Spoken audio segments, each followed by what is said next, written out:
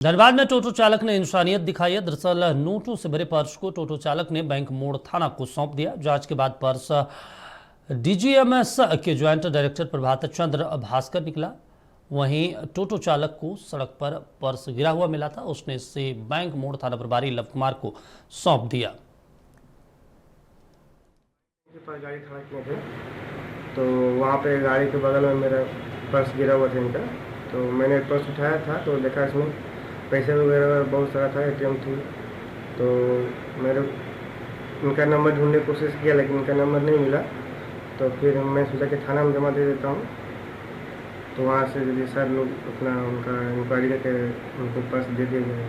क्या कहें, यही सर कि कभी भी कोई सामान गिरा हुआ मिले तो जिनका भी रहे उनका सहयोग करें। एक पुरानी बाजार में कुछ सामान खरीदने के लिए गए थे, लगता है कि वहाँ पे कुछ गिर गया था, लेकिन मैंने 2 चक्कर भी लगाए लेकिन नहीं मिले। तो फिर मुझे थाना से फ़ोन आया कि आपका पर्स कहीं खो गया है। तो उनके हम लोग को वापस मिला है किसी के द्वारा, आप आके ले सकते हैं। और टोटो चालक को क्या कहेंगे?